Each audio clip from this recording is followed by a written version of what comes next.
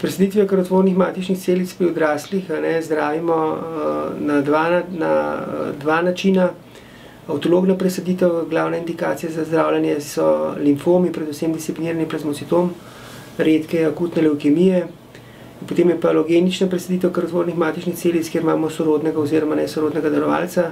Tukaj so pa na prvem mestu akutne levkemije, akutne mieloične, limfatične levkemije, se pravi levkemije obeh vrst, mielodisplastični sindromi in pa tudi nekatere kronične bolj bolezni, kot so recimo kronična mieloična levkemija, kronična limfatična levkemija, tudi recimo mielofibroza in nekatere druge redkejše bolezni.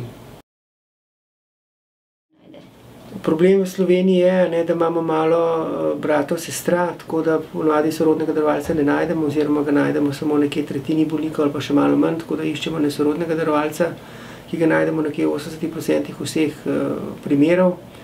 Iščemo ga znotraj baze darovalcev po celem svetu, kjer je registriranih več kot 31 milijonov darovalcev.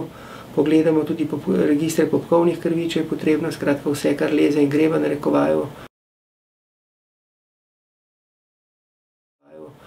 Če darovalca ne najdemo, potem na žalost to za marsikoga pomeni